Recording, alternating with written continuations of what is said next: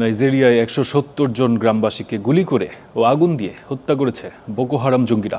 অপহরণ করা হয়েছে অজ্ঞাত সংখ্যক নারী শিশুকে। নিহতদের সবাই নিরীহ গ্রামবাসী। বোকো হারামের সাথে যোগ দিতে রাজি না হওয়ায় তাদের হত্যা করা হয়েছে বলে জানিয়েছেন প্রত্যক্ষদর্শীরা। এই হামলাকে বর্বর গণহত্যার সাথে তুলনা করে নজিরবিহীন ব্যবস্থা নেওয়ার ঘোষণা দিয়েছে নাইজেরীয় সরকার। আফ্রিকার নাইজেরিয়া যেন এক মৃত্যুকূপ। বিভিন্ন স্থানে এভাবেই পড়েছিল মৃতদেহ।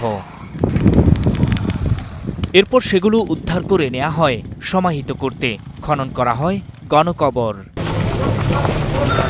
এমনই এক ভীতিকর পরিস্থিতি দেশটির পশ্চিমাঞ্চলীয় কোয়ারা রাজ্যে, যেখানে মঙ্গলবার বিকেল থেকে শুরু করে টানা ৪ ঘণ্টা দুটি গ্রামের নিরীহ মানুষদের উপর অতর্কিত গুলি চালায় চরমপন্থীরা।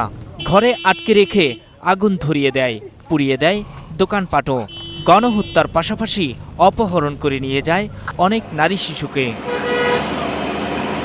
কোয়ারার বাসিন্দা মোহাম্মদ তিনি জানাচ্ছেন তার ৩ সন্তানের খোঁজ মিলছে না।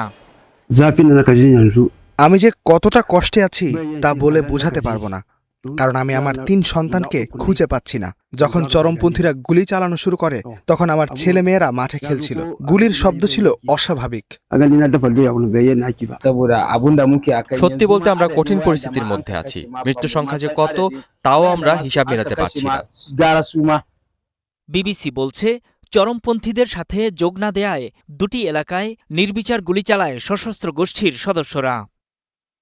এমন বর্বরতার জন্য জঙ্গি গোষ্ঠী বোকো হারামকে দায়ী করেছেন দেশটির প্রেসিডেন্ট বোলা টিনুবু। একই সঙ্গে ক্ষতিগ্রস্ত এলাকায় সেনা মোতায়েন করেছেন তিনি।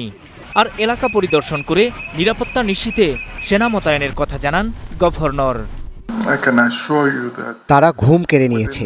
আমি আপনাদের আশ্বস্ত করতে পারি যে আগামী ১ মাসের মধ্যে পুরো এলাকা সেনাদের নিয়ন্ত্রণে থাকবে। নাইজেরিয়ায় জঙ্গি গোষ্ঠীর হামলা ও অপহরণের ঘটনা নতুন নয়। এই যেমন গত ১৮ জানুয়ারি কাদুনা রাজ্যের দুটি গির্জায় হামলা ও ১৬৬ উপাসককে তুলে নিয়ে যায়। অবশ্য সম্প্রতি তাদের উদ্ধার করতে সক্ষম হয় নিরাপত্তা বাহিনী। খ্রিস্টানদের উপর এমন আক্রমণে চরম ক্ষুব্ধ হন মার্কিন প্রেসিডেন্ট। সামরিক অভিযান চালানোর হুমকিও দেন তিনি।